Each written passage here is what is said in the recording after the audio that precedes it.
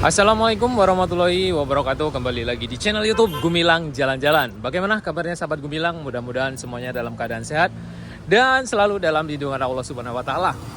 Nah, pada kesempatan kali ini saya sedang berada di daerah Taman Imam Bonjol. Ini parkirnya sangat-sangat penuh sekali sampai di dekat Taman Imam Bonjol ini.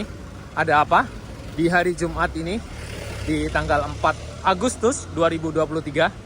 Ini banyak bendera ini di bulan Agustus ya. Nah, pada kesempatan kali ini Kota Padang sedang berulang tahun. Dan kali ini ada acara di Masjid Nurul Iman, Kota Padang, Sumatera Barat, dekat Pasaraya. Nah, itu adalah lapangan Imam Bonjol. Nah, kali ini ada tablik akbar.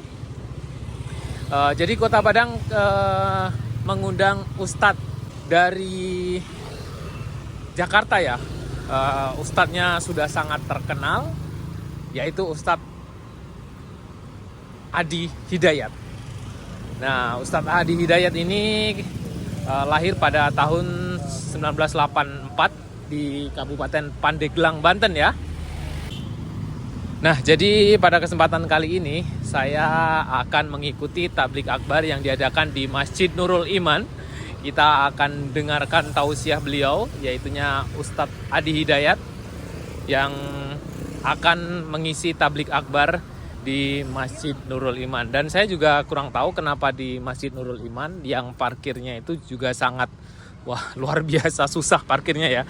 Karena dekat pasar dan lokasi parkir di Masjid Nurul Iman ini tidak terlalu banyak, tidak seperti di Masjid Raya Sumatera Barat. Kalau di Masjid Raya Sumatera Barat itu begitu luas. Tapi mungkin karena ini ulang tahun Kota Padang dan harus dipusatkan di tengah Kota Padang kali ya, makanya di Masjid Nurul Iman ini. Yuk kita akan masuk ke dalam, dan ini sudah penuh sekali jamaah tablik akbar yang diadakan di pusat Kota Padang. Ini ada bangunan baru Bank Syariah Indonesia nih, tepat berada di dekat Silungkang Center. Nah, itu Silungkang Center. Wah, ini udah penuh sekali, dan parkir saya tadi jauh sekali. Dekat Telkom saya parkir karena di sini udah nggak kebagian parkir ya. Ini CIMB Niaga. Nah, ini Masjid Nurul Iman. Mungkin sahabat Gumilang sudah banyak yang tahu ya, Masjid Nurul Iman ini salah satu masjid terbesar dulunya sebelum ada Masjid Raya Sumatera Barat. Ini adalah masjid terbesar Kota Padang dulunya. Wah, ini jemaahnya sudah ramai sekali, dan mudah-mudahan kita masih dapat tempat ya. Ini udah di luar jadi udah penuh, apalagi yang di dalam, nanti kita akan lihat di dalam. Nah, ini dia tablik akbar bersama Ustadz Adi Hidayat. Hai. LCMA. Nah, ini dia. Sudah penuh sekali jemaahnya. Kita lihat di dalam. Dan mudah-mudahan kita masih kebagian tempat.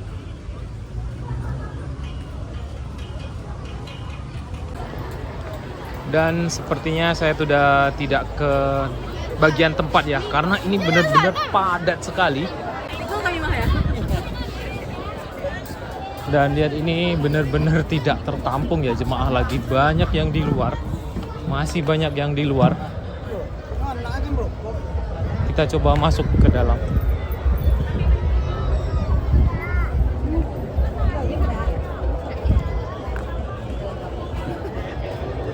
Lihat sahabat Gumilang, ini banyak yang di luar karena tidak tertampung lagi di dalam. Karena jemaahnya begitu banyak yang ingin mendengarkan tausiah dari Ustadz Adi Hidayat yang pastinya ya. Dan seandainya ini diadakan di Masjid Raya Sumatera Barat, mungkin akan sedikit lebih tertampung ke dalam semua. Assalamualaikum, kita coba masuk ke dalam. Wah, ini di dalamnya, Masya Allah, sudah penuh.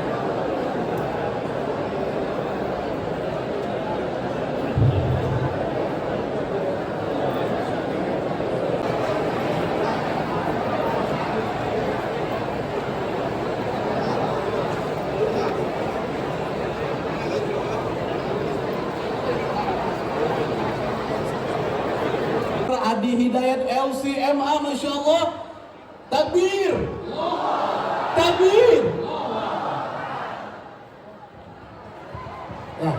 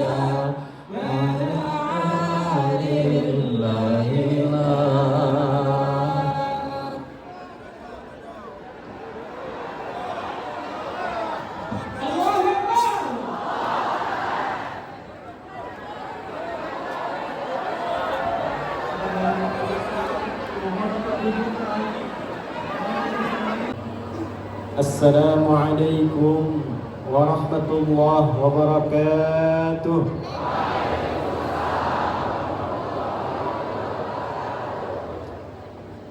Alhamdulillahilladzi jama'ana fi hadzal masjidil mubarak fil yaumil mubarak bi jam'in mubarak. Nusalli wa nusallim ala habibina al-karim sayyidina Muhammadin وعلى آله وصحبه وذريته وأمته إلى يوم الميعاد وبعد. Yang kita banggakan, kita doakan semoga senantiasa diliputi dalam kebaikan dan kemuliaan bimbingan Allah Subhanahu wa taala seluruh unsur kepemimpinan, khususnya di Kota Padang ini, Bapak Wali Kota Pak Henry Sabta. Ini saya mesti jawab pantunnya dulu. Konon kalau keranah Minang tanpa pantun agak kurang. Tolong dicakapkan ya. Aura kasih makan mie tambah udang. Cakep. Senyum merekah kakinya bertendang. Terima kasih kami sudah diundang. Semoga berkah hari jadi Kota Padang. Kami hormati seluruh unsur Forkompinda, Pak Kapolres, Anggul Kemenak, Pak Dandim. Kita juga alhamdulillah dihadiri oleh para tuan guru kita, ulama kita dari FKUB, ormas-ormas, dan spesial hadir ma'ana aydan al-mab'uth al-bi'tha Syekh Muhammad bin Filistin. نسأل الله سبحانه وتعالى أن يحفظه في كل مسيرة دعوته ويكون بإذن الله تعالى فلسطين بإذن الله أقرب إلى استقلاله فيكون معنا إن شاء الله قلبا وقالبا. Amin, tapi nggak paham deh. Spesial yang saya cintai, saya banggakan seluruh keluarga saya di Sumatera Barat dan sekitarannya yang tadi sudah diabsen, dan khusus juga saat ini yang berada khususnya di masyarakat Kota Padang. Saya bermohon membuka tausiah di pagi menjelang siang ini dengan satu hadis yang disampaikan oleh Nabi Muhammad SAW, dikoleksi kemudian oleh sahabat Abu Darda, disimpan oleh Imam Ibnu Majah dalam sunannya, lalu disampaikan kepada kita dengan kalimat yang sangat indah. Qala Rasulullah SAW, man salaka tariqa yaltamisu fihi ilma sahhalallahu lahu tariqan ilal jannah wa innal malaikata la tad'u ajnihataha ridan li talibil ilmi wa inna talibal ilmi yastaghfiru lahu man fis samawati wa man fil ardi hatta al-hitan allati fil bihar. Siapapun, man, besar kecil tua muda, punya jabatan tak ada jabatan, dari yang dekat dari yang jauh, salaka tariqa, dia berniat ikhlas melangkahkan kakinya menempuh jalan, yaltamisu fihi ilma, dia niatkan untuk belajar mendekat kepada Allah, supaya kenal Allah, supaya cinta Rasulullah, supaya berubah menjadi orang baik. Jadi kenal Allah itu, dekat dengan Rasulullah, itu hasilnya merubah kita jadi lebih baik. Kalau ada orang mengaku Tuhannya Allah, Nabinya Muhammad SAW Rasulullah, tapi tidak merubah dirinya menjadi lebih baik, maka dipertanyakan pengakuan ketuhanannya kepada Allah dan kerasulannya kepada Rasulullah SAW. Kenal Umar bin Khattab? Kenal di mana? Saya kadang-kadang pusing deh. Kemarin saya tabligh akbar di Riau, ada yang kenal Firaun. Di sini masih lumayan lah Umar bin Khattab. Sebelum kenal Allah, Umar itu mabuknya luar biasa, sehari 5 kali. Dan penting sebagai informasi, zaman jahiliyah itu 5 kali sehari mabuk, itu pemabuk amatir. Profesional lebih daripada itu. Tiap hari hobinya berkelahi. Kalimat Umar itu sangat terkenal. Kalau sedang bosan, Umar naik ke bukit bikin pengumuman. Siapa yang berani dengan saya bertemu di bukit A, tapi sebelum datang pamit dulu pada ibu yang telah melahirkannya, karena ia akan pulang tanpa nama. Memusuhi Rasulullah. Pernah jualan Tuhan. Jualan Tuhan. Dan saking kreatif dan inovatifnya, Tuhannya yang lain dibikin dari patung, Umar membuat dari roti. Jadi begitu jualan di musim panas, diterpa dengan terik matahari, datang haus, datang lapar, minuman ada, makanan tak ada. Maka Umar simpan yang dituhankan di depannya, lalu dia berkata, ya Lata, duhai Tuhan Lata, a'zirini, mohon maafkan aku, ana ja'i, sekarang lapar luar biasa. Tolong pinjam tangannya sebentar, nanti hamba ganti, katanya. Jadi begitu selesai perjalanan, Tuhannya habis dimakan. Itu Umar. Tapi setelah masuk Islam, kenal Allah, kenal Rasulullah, ayat mirasantika, larangan mabuk-mabukan dari minuman keras dan turunannya sampai narkotika, itu turun atas permintaan Umar bin Khattab kepada Rasulullah SAW. Ya Rasulullah, kapan ada larangan dihentikan mabuk-mabukan? Kapan ada larangan dihentikannya ini minum-minuman keras? Dampaknya sangat buruk. Orang bisa berkelahi, orang bisa berzina. Turunnya karena Umar. Orangnya hidup kemudian dengan adil, berubah dari jahiliyah menjadi khairul ummah. Karena apa? Kenal Allah dan Rasulnya. Nah, pintu untuk mengenal Allah dan Rasulnya itu, salah satunya kata Nabi SAW adalah majlis-majlis para ulama. Masjid-masjid pusat spiritual. Jadi kalau orang datang ke masjid itu, mesti ada perubahan antara datang dengan pulang. Karena itulah datang kakinya diatur, pulang keluar kaki beda melangkah. Doa masuk itu dibimbingkan, doa keluar beda dengan masuk. Masih ingat doa masuk masjid, kakinya melangkah kaki apa? Kanan. Kalau keluar toilet kaki apa? Ulang. Masuk masjid kaki apa? Keluar masjid kaki? Itu betul. Masuknya doanya apa? Allahumma ftahli abwaba. Ya Allah, mohon bukakan kepada hamba pintu-pintu rahmatmu. Di antara makna rahmat Quran surah ke-39 ayat 53 adalah kasih Allah yang merubah seorang hamba pelaku maksiat yang sangat dalam berubah menjadi pribadi yang sangat baik. Qul ya ibadiyalladzina asrafu ala anfusihim la taqnatu min rahmatillah. Muhammad sallallahu alaihi wasallam viralkan kepada semua hambaku, siapa yang ingin menjadi baik, siapa yang ingin menjadi mulia, maka berharaplah untuk mendapatkan rahmatku. Kalau sudah mendapatkan rahmat Allah, innallaha yaghfirudz dzunuba jami'a. Masuk masjid, dia taubat, dapat rahmat Allah, gugur semua dosanya, keluar mendapat keutamaan.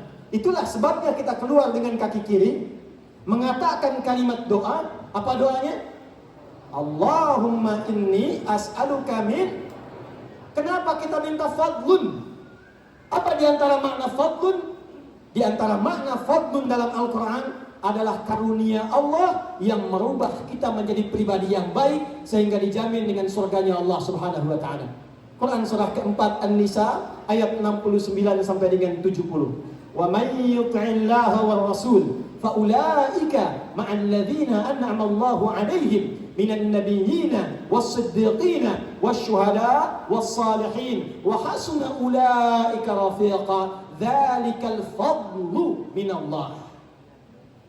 Jadi tidak ada satupun hamba yang diinginkan oleh Allah datang ke masjid, masuk masjid, kecuali tujuan utamanya satu, merubah hamba itu menjadi lebih baik daripada sebelumnya.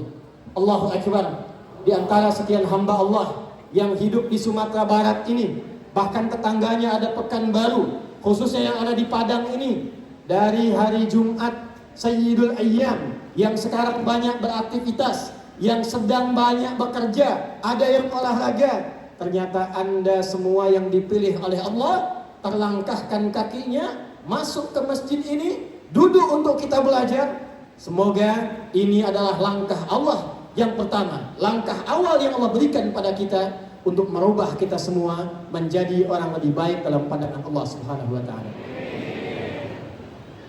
Nah, itu mukaddimahnya. Sekarang kita masuk pada inti. Siap insyaallah? Takbir. Kota Padang ini sekarang insyaallah akan masuk 3 hari lagi usia yang ke-354. Betul? 7 Agustus 1669 awal kelahirannya. Sekarang jumlah penduduknya sudah 919.199. Luasnya 1114, kemudian 145 km persegi. Yang paling menarik, tadi saya sampaikan kepada Pak Wali Kota, saya meriset kelahiran-kelahiran sampai lahirnya Negara Kesatuan Republik Indonesia. Kenapa di Undang-Undang Pembukaan, Undang-Undang Dasar 1945, kita sampai menghadirkan nama Allah di dalamnya guna mensyukuri kelahiran negeri kita tercinta ini. Atas berkat rahmat Allah yang Maha Kuasa. Nah, atas berkat rahmat Allah yang Maha Kuasa dan dengan didorongkan oleh keinginan, kenapa nama Allah hadir di situ? Karena ternyata semua perjuangan meraih kemerdekaan, perjuangan meraih satu kelahiran sampai ke level kota, tidak pernah terjadi perjuangan di dalamnya kecuali ada hamba-hamba Allah yang meneriakkan kalimat takbir Allahu Akbar, Allahu Akbar, yang ikut berjuang sehingga melahirkan setiap nafas-nafas kota yang menyulam Negara Kesatuan Republik Indonesia. Dan menariknya, tanggal yang kemudian ditetapkan dan diberkahi oleh Allah itu bukan sekedar tanggal biasa. Di dalamnya ada rahasia besar yang kalau kita bisa praktekkan, menyulam kehidupan dengan itu, akan terjadilah satu suasana kota yang tercerahkan, kota yang berkemajuan, kota yang baldatun thayyibatun wa rabbun ghafur. Sekarang kita akan belajar bagaimana kurikulum dalam Al-Quran menyambut hari jadi Padang, kota Padang yang ke-354 yang menuju kotanya maju. Siap? Masyarakatnya sejahtera. Siap? Menginspirasi level dunia. Siap? 3 kurikulumnya. Berapa kurikulumnya? Yuk kita mulai sekarang dengan aspek sejarah dulu. Ini hasil riset dan diikuti oleh beberapa kota-kota di negara besar. Sekarang mereka maju hanya mengambil nilainya saja. Kita punya ayatnya, punya hadisnya, punya dokumen sejarahnya, dan ada hasil dari prakteknya.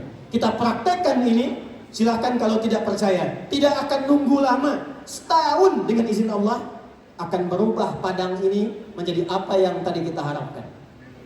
Saya ingin tanya dulu, Nabi Muhammad SAW hijrahnya dari mana? Kemana? Tuh, udah kenceng salah. Hijrahnya dari mana? Kok jadi pelan? Mekah. Hijrah dari Mekah, betul. Kemana? Nah, itu yang betul. Jadi sejarah menunjukkan hijrahnya Rasulullah itu bukan dari Mekah ke Madinah, bukan. Hijrahnya dari Mekah ke Yathrib.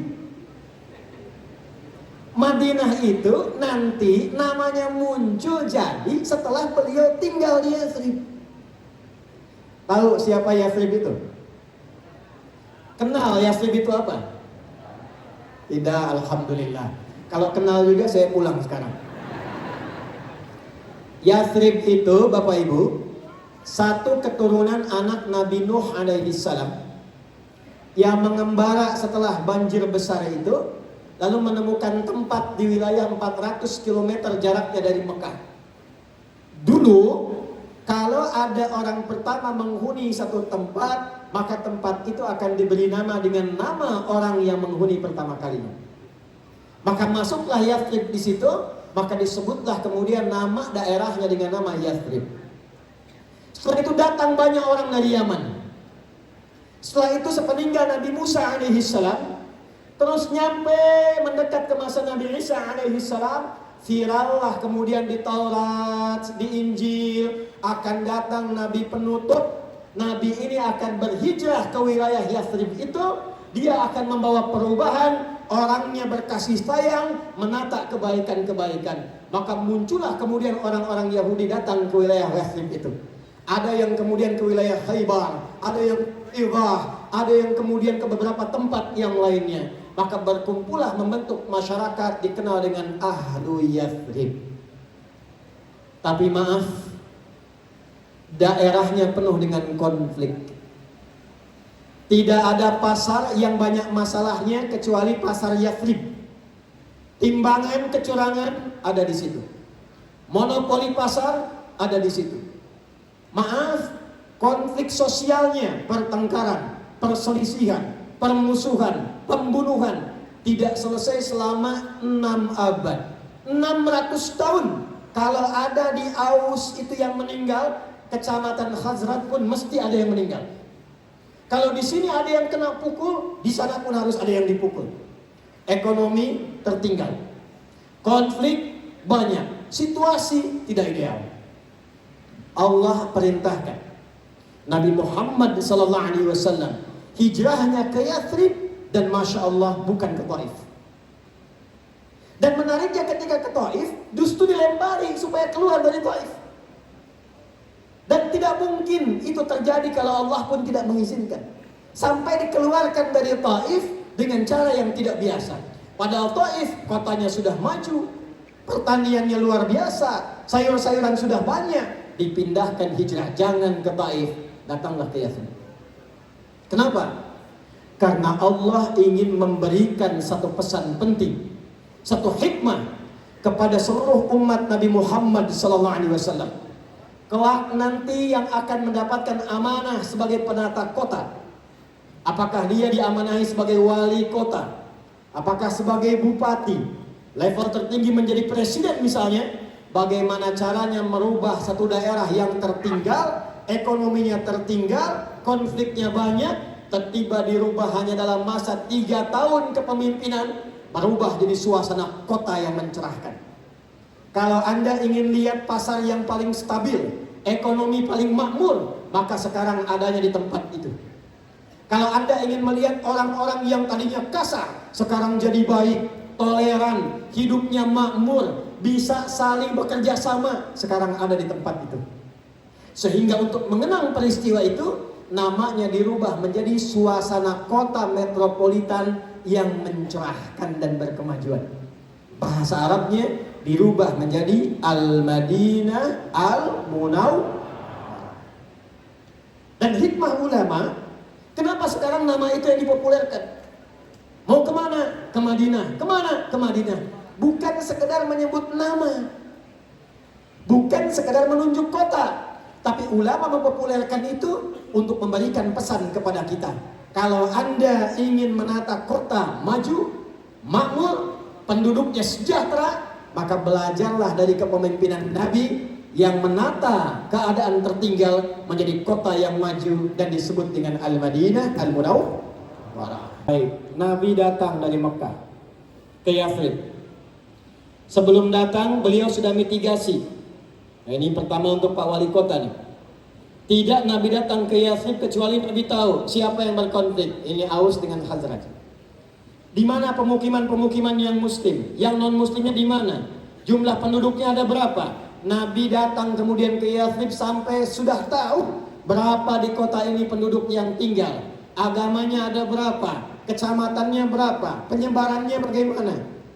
Lalu yang paling menarik, dipersaudarakanlah oleh Nabi SAW keseluruhannya. Akha bainal muhajirin wal ansar, akha bainal aus wal khazraj. Hal pertama yang dilakukan oleh Rasulullah bukan membuat program, bukan keliling-keliling menyampaikan program, tapi hal pertama yang beliau lakukan menyatukan seluruh masyarakat Yathrib sehingga semuanya rukun dan siap komitmen mencapai visi yang disepakati bersama.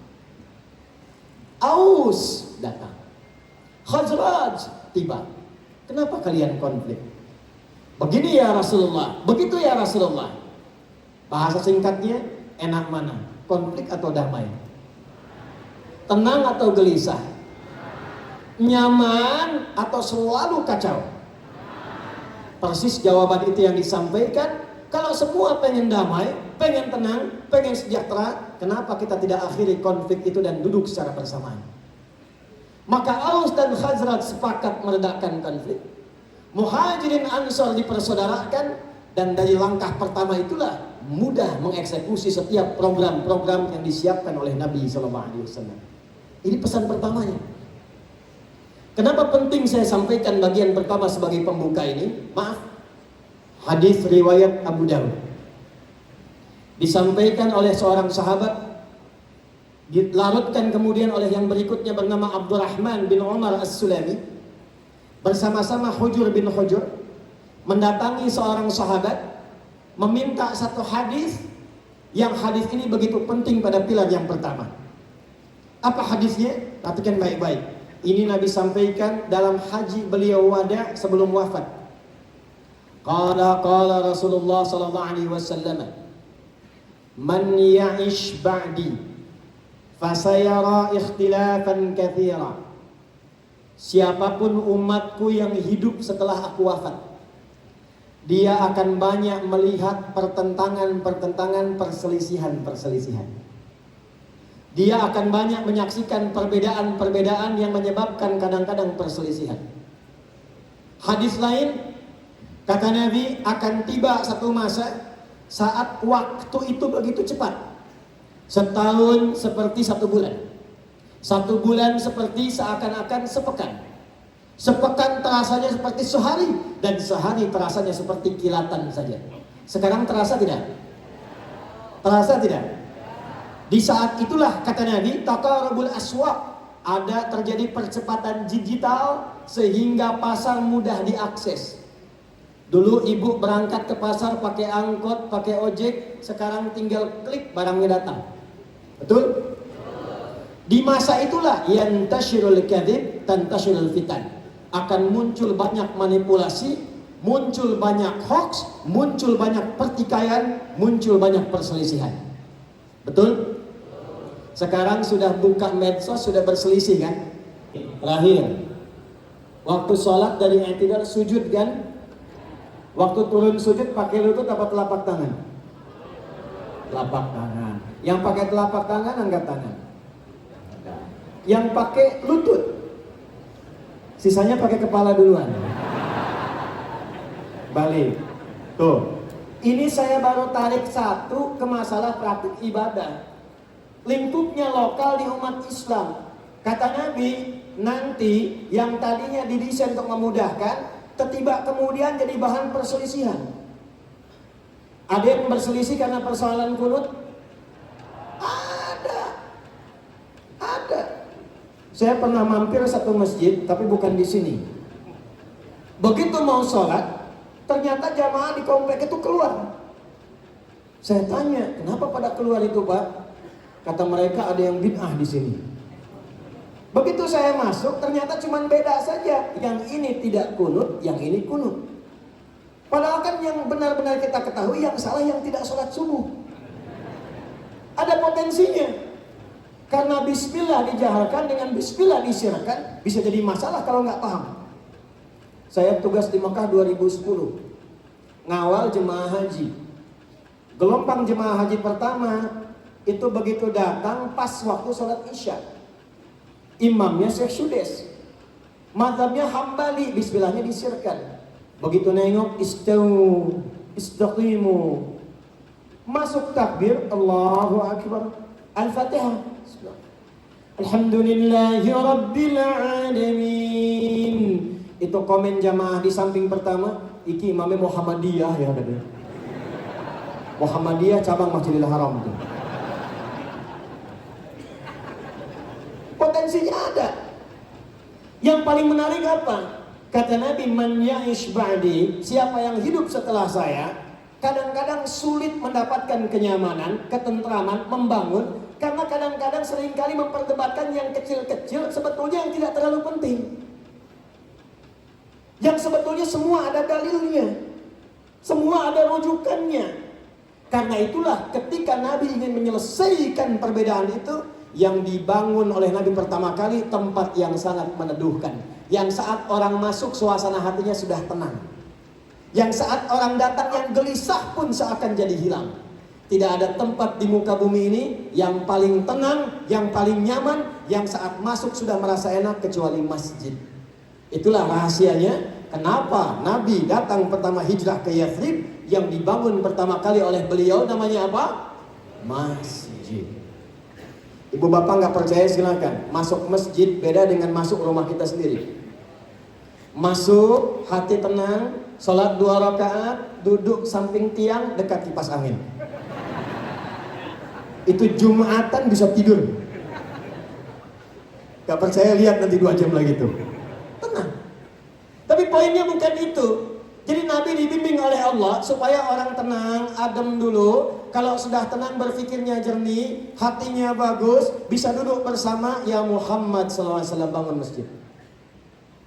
Dan di masjid itu menariknya, bukan cuma bab sholat. Yang orang cuma datang, kemudian nunggu iqamat, sholat, duduk, pulang. Tidak begitu. Ya Muhammad SAW sifati sholatnya jamaah. Sifatnya disebut dengan Jum'ah. Orangnya datang berjamaah. Dari kata al-jam'u. Saya tanya, kalau kita di masjid sholatnya sholat apa? Berjamaah. Sepekan sekali ada sholat apa? Apa itu Jum'ah? Apa itu jamaah? Jamaah itu bukan datang, apalagi saat Jumat datang, duduk, dengar khutbah, kadang-kadang ngantuk, bahkan ada yang tidur, sholat 2 rakaat, lantas pulang. Itu bukan Jumat namanya. Atau Anda datang, maaf, ambil saf, mau depan, saf 2, saf 3, cuma nunggu iqamat, sholat, formalitas, pulang. Itu bukan jamaah namanya. Jamaah itu datang. 2, kenal siapa yang datang. 3, saling mengisi di antara yang datang. Karena itu tidak ada orang masuk ke masjid di masjid Nabi kecuali kenal siapa yang duduk di sampingnya, siapa yang ada di belakangnya. Nabi itu masih ingat sebelum beliau sholat kan suka nengok ke belakang kan? Ya, nengok, lihat jamaah. Awas imam nih ya, awas imam, hati-hati. Itu bukan formalitas nengok ke belakang, nengok. Rapatkan saf, luruskan. Istau. Jamaah jawab sudah tahu. Lalu berbalik dan sholat, bukan itu. Lihat siapa yang sholat. Kenali dari mana dia datang. Pasca sholat, lihat apa kebutuhannya. Karena itu tidak pernah ada orang sholat di masjid Nabi kecuali Nabi kenal siapa dia. Hikmah pertamanya apa? Hikmah pertamanya begitu Nabi kenal siapa yang sholat di belakang beliau. 1, beliau memetakan surat apa yang akan dibacakan sesuai kemampuan makmumnya. Begitu nengok, oh ini ada Ibnu Abbas masih kecil, nggak tahan berdiri lama. Lihat jamaah lain, itu ada yang sepuh, wajahnya begitu ikhlas luar biasa. Surat Al-Ikhlas. Ini Al-Kautsar. Jadi ketika Nabi berbalik, Nabi paham apa yang harus dibacakan. Nggak tiap sholat harus Al-Baqarah, nggak tiap sholat harus Ali Imran. Tapi poin pentingnya kaitan dengan pembangunan kota. Begitu selesai, Nabi persaudarakan, dikenalkan antar jamaah. Tidak ada orang kehausan kecuali datang ke masjid, hilang hausnya. Tidak ada orang kelaparan, datang ke masjid, hilang laparnya. Ada orang tak punya pekerjaan, datang ke masjid, pulang-pulang, kenalan dengan yang punya peluang usaha, dapat dia pekerjaan. Sejarah sholat tahiyatul masjid. Itu sejarahnya datang orang jauh namanya Sulaik dari Gotofan. Kalau sekarang kita di Padang datang orang Pekanbaru. Belum tahu kebiasaan di Madinah. Kalau masuk masjid jangan langsung duduk kalau ingin i'tikaf, tapi sholat dulu 2 rakaat. Maka Sulaik datang, Nabi sedang tausiah. Tiba-tiba kemudian langsung duduk.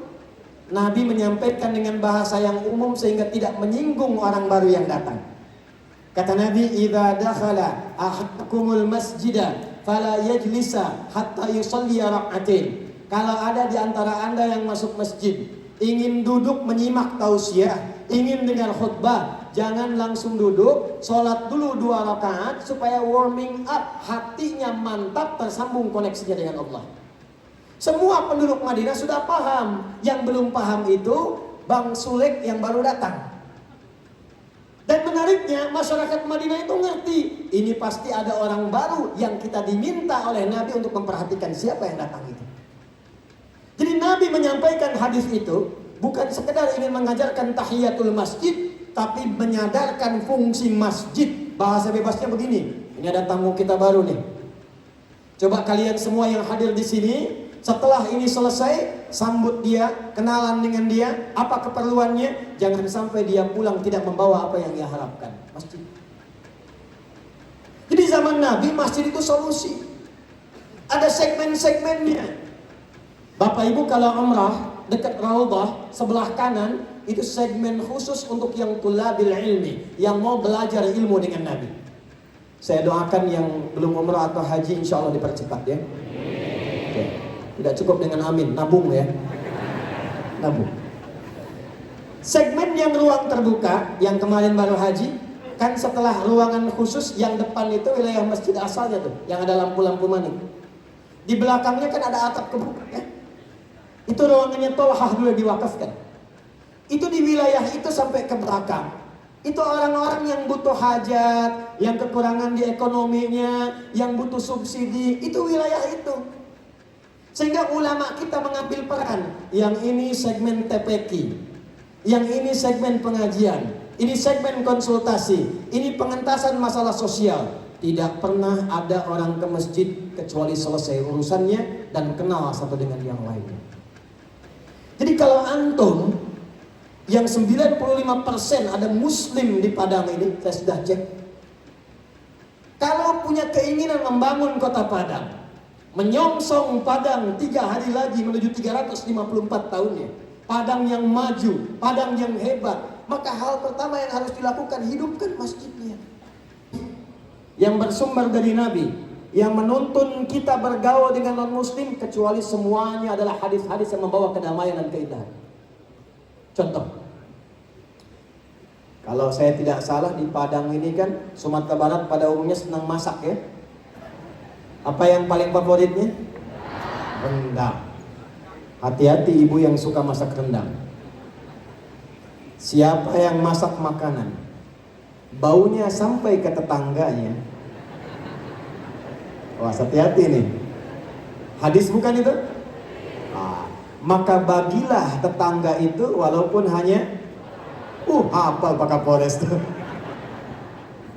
Jadi Pak Kapolres masak opor ayam, ayamnya dimakan Pak Kapolres, kuahnya bagi tetangga gitu. Beliau bagikan tetangga kuahnya, dia tanya, kenapa cuma kuahnya Pak? Hadis Nabi Bu. Maksudnya bukan itu. Saking dalamnya bahasa Nabi, kalaupun engkau masak bumbunya saja sampai tercium ke tetangga, jangan sampai membuat dia paham bumbunya bumbu rendang tapi isinya tempe. Dia salah paham, maka bagilah tempe itu walaupun berbumbu rendang supaya dia mengerti. Pertanyaan saya, apakah Nabi mengatakan kalau tetanggamu umat Islam saja? Urusan sholat masing-masing. Tapi ketika berbagi makanan, itu melampaui sekat-sekat keimanan. Kalaupun kau punya tetangga yang Kristen, yang Hindu, yang Buddha, jangan dilewati Bu. Ibu masak rendang, samping tetangga Kristen, sisanya Muslim. Yang Muslim ibu bagi, yang Kristen gak dikasih. Tetangga tanya, Bu kok saya gak dibagi? Ibu kafir sih.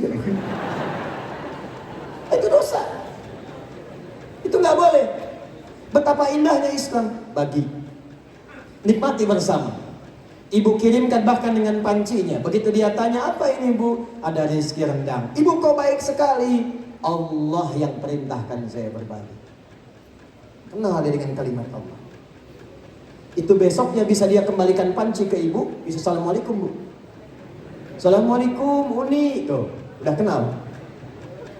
Waalaikumsalam, dibuka. Ibu iya mau kembaliin panci. Terima kasih Bu. Dan mau tanya, kira-kira hari ini Allah perintahkan berbagi lagi nggak?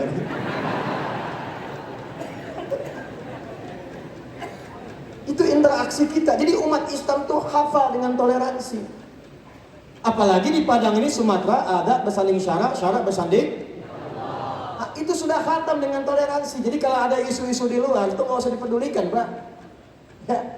Karena kenapa? Yang penting dalamnya kompak.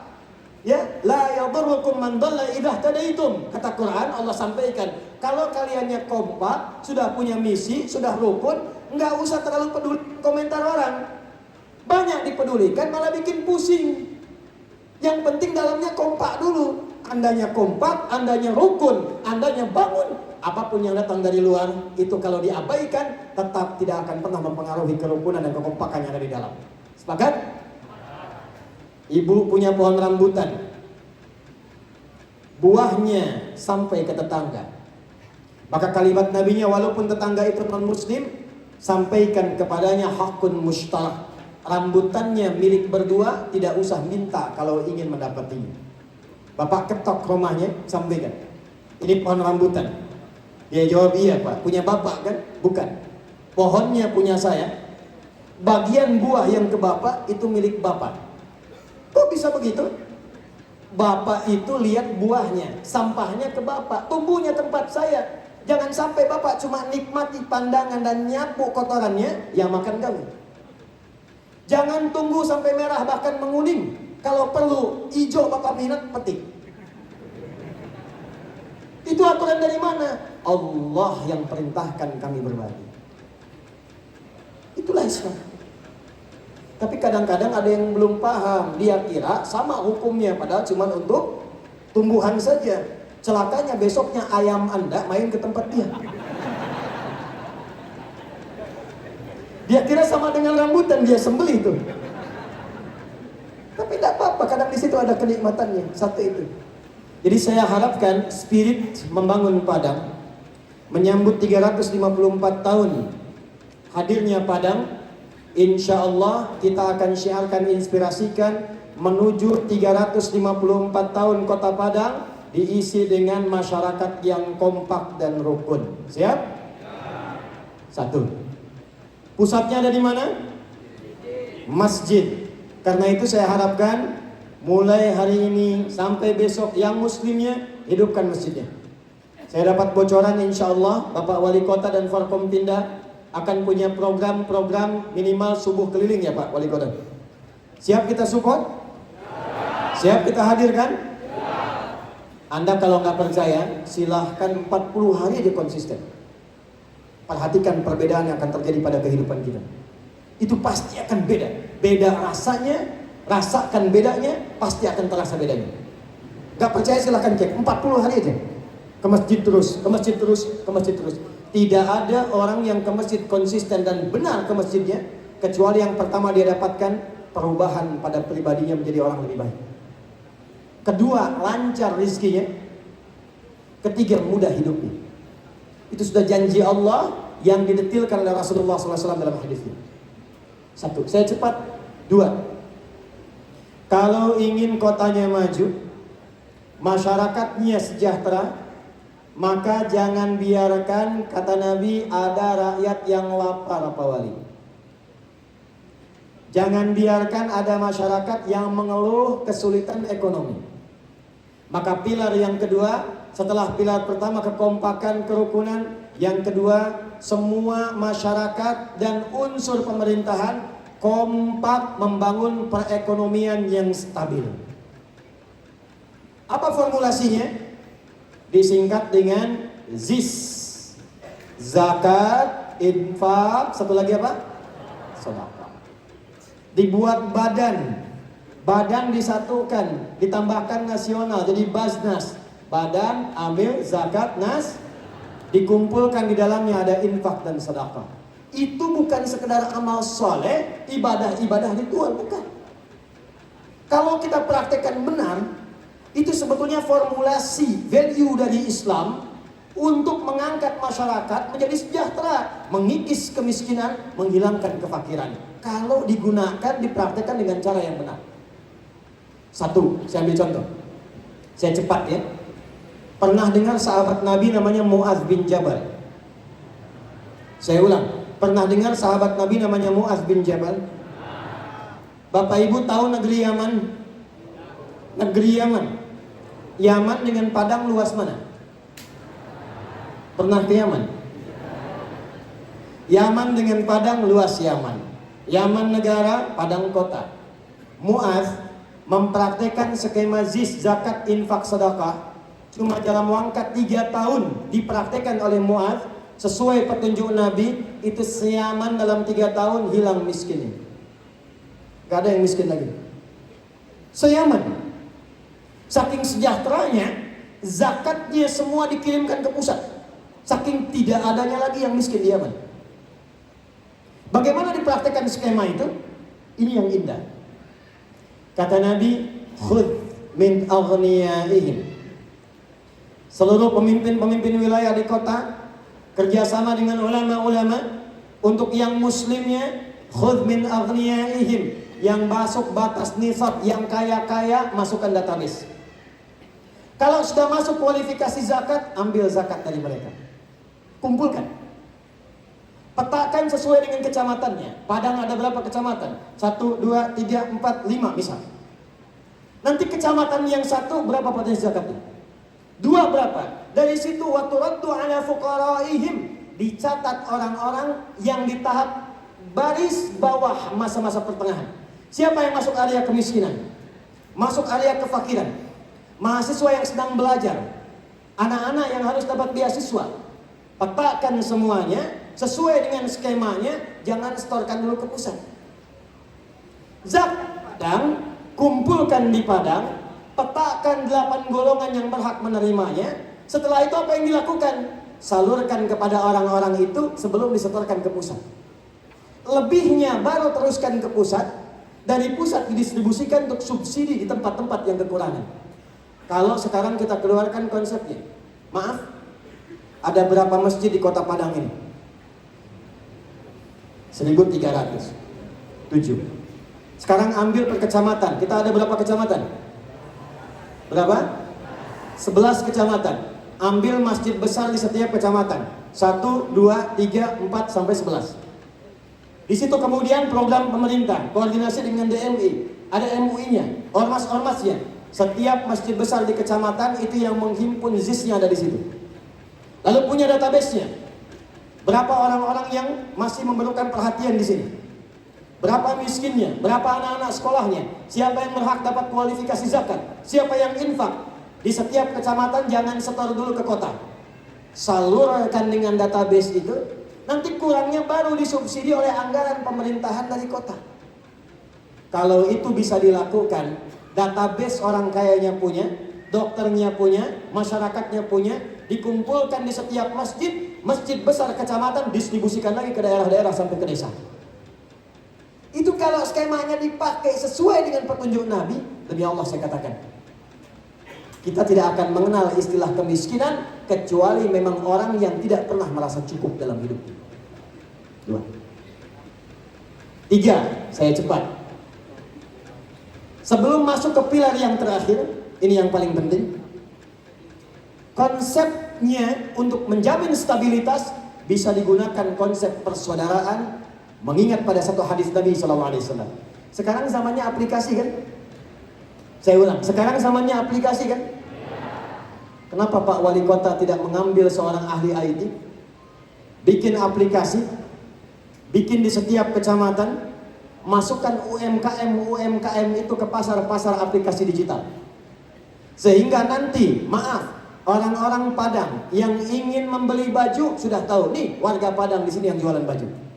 Ini yang jualan beras, ini yang jual sayuran. Itu yang dilakukan segmentasinya oleh Nabi di pasar-pasar Yathrib sehingga jadi Madinah.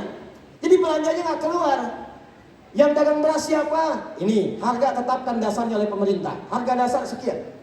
Yang jualan sayur siapa? Ini. Nabi sampai infeksi. Tidak boleh ada yang monopoli harga. Tidak boleh ada yang bikin sembarangan. Ketika ditata, tidak ada satupun yang belanja keluar kecuali ekonomi di dalam Madinah itu yang hidup dan berputar. Yang nggak ada di Padang baru keluar. Itu kalau sekarang kita bisa siapkan menuju hari lahir Padang yang ke-354. Launching aplikasi. Di situ disampaikan gerakan ekonominya.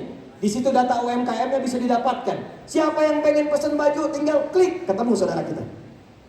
Konsep pertama persaudaraan, masukkan ke aplikasi beri nama program Amin, Ansor Muhajirin. Di kecamatan A ada yang rumahnya roboh, tinggal upload ke situ. Saudaraku sepadang, 900.000 orang, adakah di antara Anda yang tergugah untuk membantu rumah ini? Nggak perlu pakai APBD, begitu dia-upload. Sekarang kan musimnya viral. Apa yang rame, itu yang disukai. Begitu muncul, tergerak kita, selesai masalah. Pak Kapolres Padang, di mana program, tinggal upload.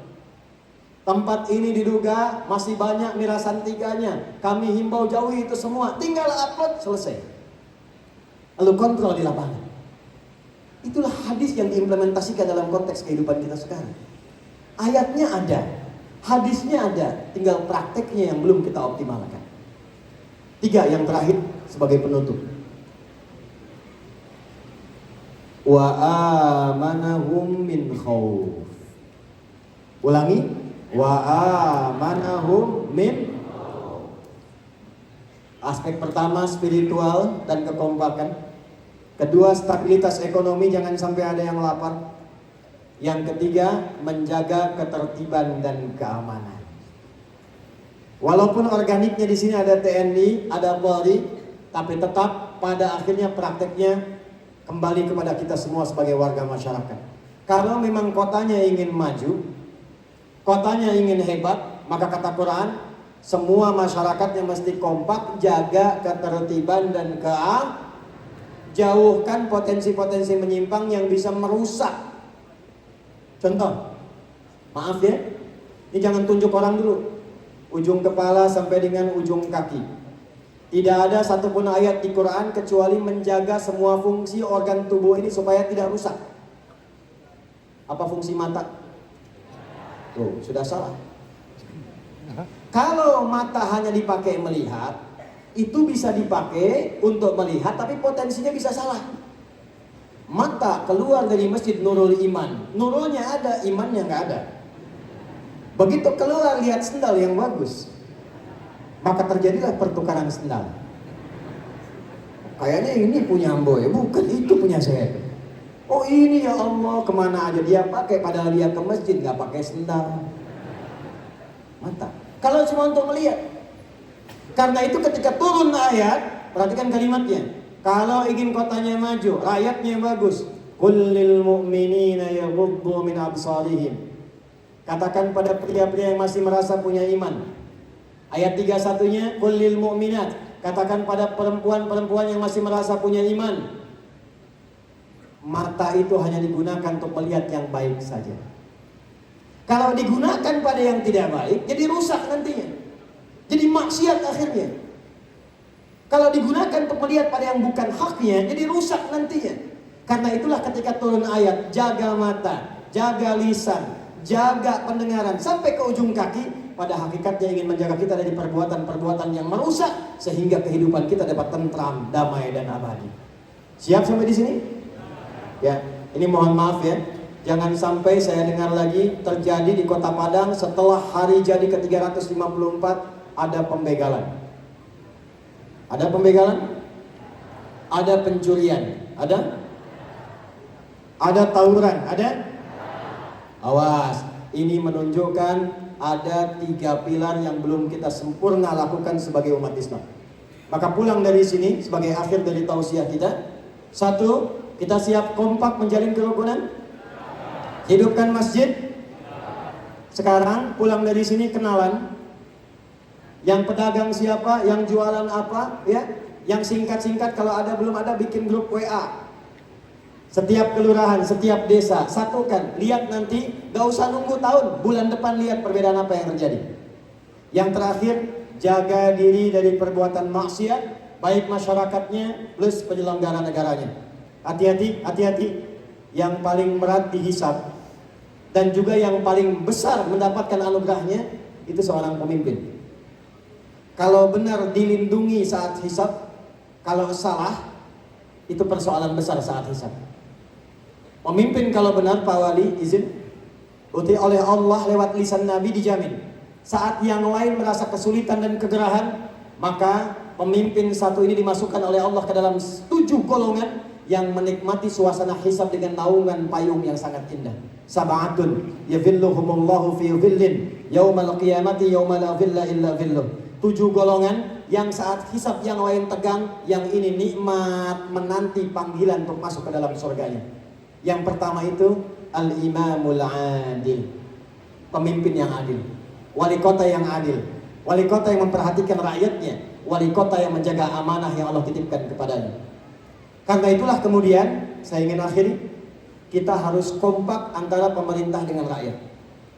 Hal pertama yang dilakukan, kata Nabi, ini pesan Nabi. Hadisnya dari seorang sahabat bernama Auf al-Ashja'i dari Nabi SAW. Kalau kalian ingin betul-betul membangun kota dengan bagus, kompak keduanya, maka antara pemimpin dengan rakyat minimal harus saling mencintai dan mendoakan. Maka dari, mohon ya, kalau ke masjid, sujud doakan nih forkompindanya, wali kotanya. Minta sama Allah supaya dibimbing, supaya punya wali kota yang soleh, Kapolres yang sehat, Dandim yang sehat dan kuat, yang kompak, bersatu. Kalau itu bisa kita lakukan, terjaga kotanya. Wali kotanya sholat, doakan rakyatnya. Itu dalam hadis.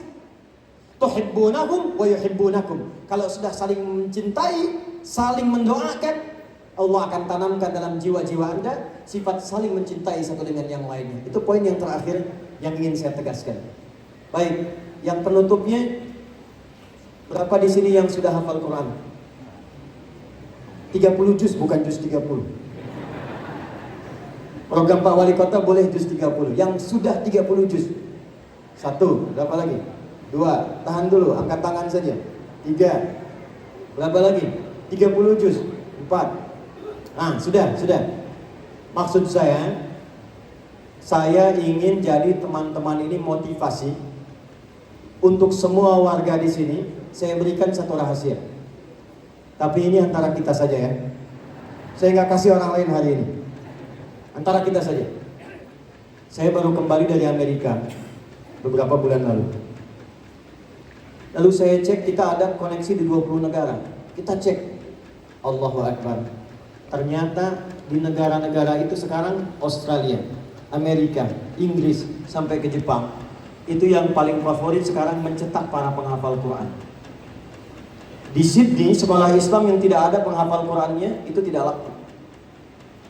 Di Amerika kita punya 5.000 jamaah diaspora. Itu program pertamanya sekarang mencetak penghafal Quran. Sekarang remajanya itu sudah banyak yang hafal Quran di Amerika. Di Jepang, kemarin kita baru buka sekolah di Saitama. Program pertama yang kita hadirkan, minat pertamanya penghafal Quran. Ternyata ada riset dari seorang peneliti Maroko berkebangsaan Inggris sekarang. Orang kalau sudah hafal Quran, itu akan meningkat kecerdasannya 3 kali lipat dibandingkan orang biasa.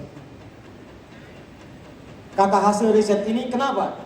Tinjauannya karena di Quran ada 52.000 kosakata. Orang yang lancar itu terstimulus otaknya sehingga mudah mencerna, mengingat dan menggunakan apa saja. Dia baru menggunakan pendekatan riset biasa. Tapi kalau Anda buka riset perjalanan umat Islam, tidak ada satupun ulama yang hebat membangun kota dan negerinya kecuali rata-rata mereka adalah ahli Quran di zamannya. Al-Kindi, Al-Farabi, Al-Ghazali, Ibnu Rushdi, Al-Khawarizmi, Ibnu Battuta. Itu semua kalau Anda cek biografinya, usia 7, 10, 12 tahun seperti ini, rata-rata semua ahli Quran. Ibnu Rushdi, Averroes, filsafat, pemikir, tapi ternyata dokter bedah, ternyata hafal Quran 30 juz, ternyata punya kitab fikih namanya Bidayatul Mujtahid. Jadi saya ingin menghimbau, bila bisa mampu dilakukan, hidupkan masjidnya, hidupkan halaqah Qurannya. Kalau tidak Anda hidupkan, sekarang Anda tertinggal. Karena 34 provinsi, tambah 4 sekarang 38, sekarang di Indonesia sudah berlomba-lomba gerakan menghafal Quran. Kami punya riset khusus. Kita punya program At-Taisir Learning Center yang meriset para penghafal dan ahli Quran di Indonesia. Sekarang 38 provinsi bergerak untuk bisa mengenal dan menghafal Quran. Kalau Anda tidak mulai, Anda tertinggal. Nah, sebagai bonus dan hadiah Padang ke-354, saya hadiahkan kepada Pak Wali Kota. Silahkan cari 5 orang, Pak. Atau 6 orang. Ya, 6 orang. Laki-laki 3 orang, perempuan 3 orang. Usianya, saya ulang, usianya lulus SMA atau sederajat. Yang berminat beasiswa ke Timur Tengah, ya, gratis sampai S3, ya, gratis sampai S3. Insya Allah kita akan fasilitasi. Kalau mau ke Tripoli bisa berangkat tahun ini, ya. Kalau mau keluar tahun depan kami dapat kuota dari Madinah, Jamiah Islamiyah, dari Ummul Qura, dari Al-Azhar, dari Turki, dari Sudan. Anda nanti tinggal milih. Syaratnya cuma 2, 6 orang ini. Syaratnya cuma 2. Dan 2 ini gampang sekali, gak susah. 1, hafal Quran 30 juz.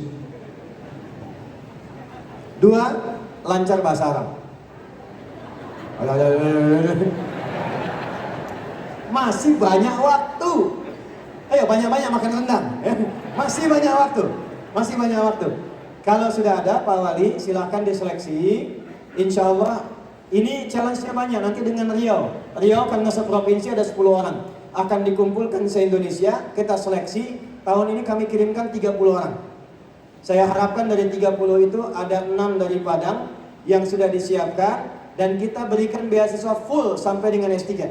Tidak ada biaya 1 peser pun, ya. Tidak ada biaya. Semua kami tanggung, sampai tiketnya, sampai beasiswanya, sampai jatah pulang, sampai kuota haji untuk berangkat. Insya Allah ada hajinya, ya. Itu yang bisa kami sampaikan. Mudah-mudahan ada manfaat didapatkan. Untuk adik yang sudah betul 30 juz, betul? Saya coba tanya sebentar. Kasih mic-nya.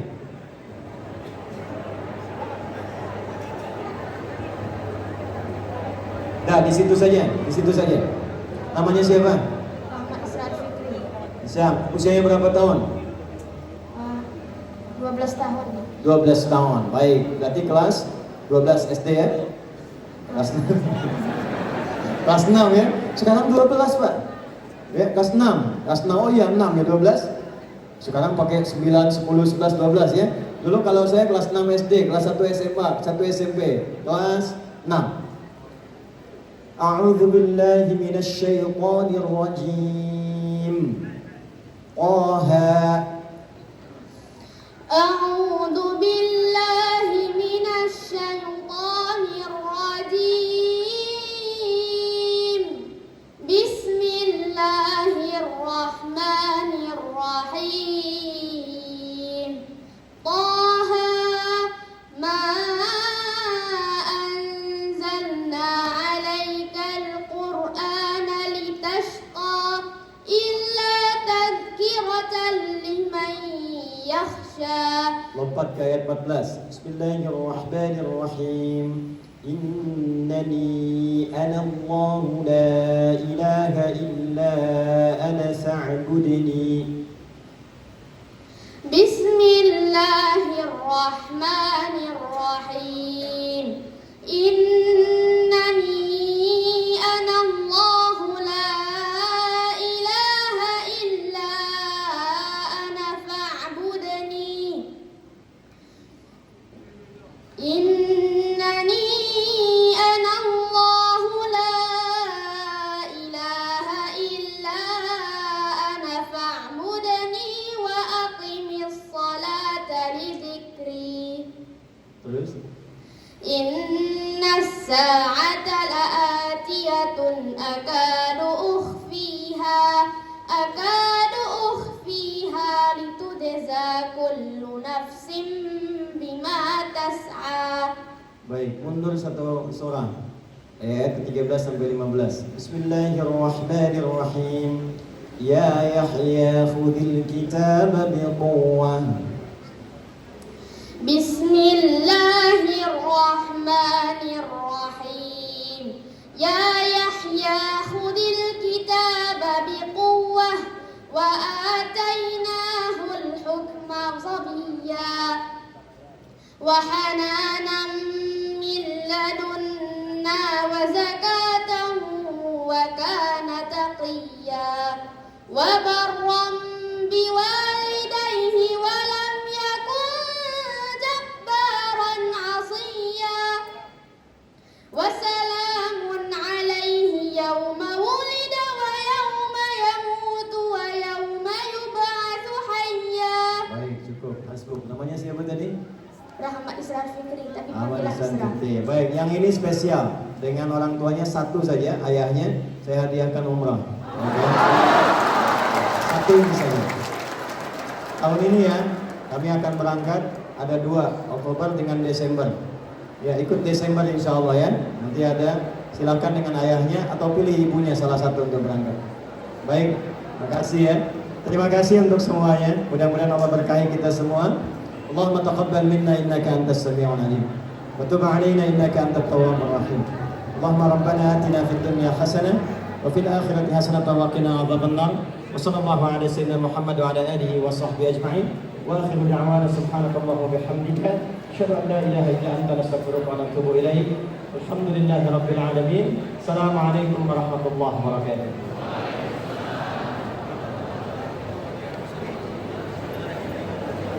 Masya Allah, syukran jazilan. Terima kasih banyak Ustaz Adi dan LCMA. Masya Allah, ini bukti bahwasanya Al-Quran bergema di Sumatera Barat dan hadir para menghafal Al-Quran lebih banyak lagi seperti Isra. Takbir. Syekh juga mendampingi. Kita ikrarkan bersama-sama.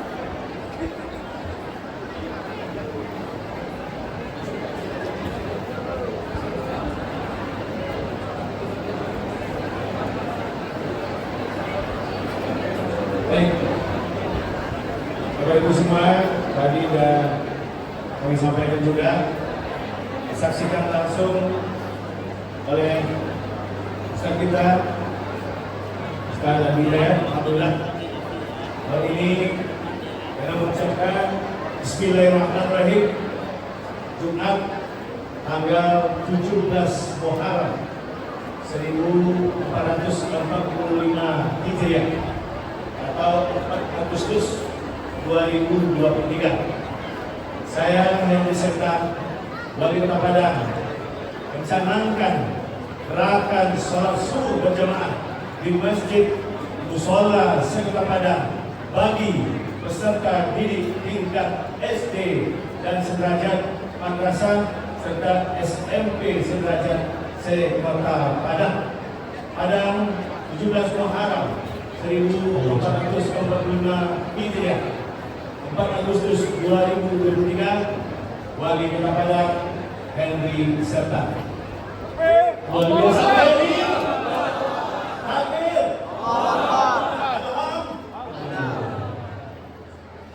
Masya Allah, terima kasih banyak Bapak Wali Kota Padang, terima kasih Syekh Isa, dan juga terima kasih banyak Ustaz Al-Mukarram, Ustaz Dr.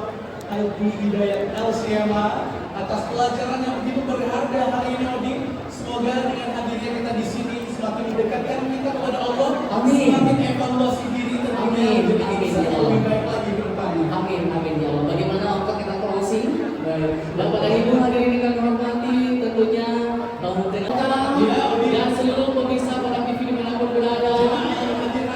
Yang bersahabat, terima kasih atas segala perhatiannya. sampai jumpa. Hidayah, sampai jumpa. Wassalamualaikum warahmatullahi Wabarakatuh.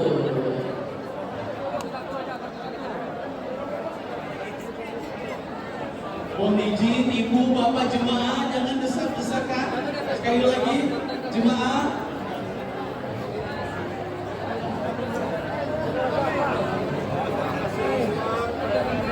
Kami mohon jemaah jangan desak-desakan, menjaga ketertiban dan keamanan. Bapak, Ibu, jemaah Wali Kota Padang dan seluruh warga kota untuk menjaga keamanan dan ketertiban.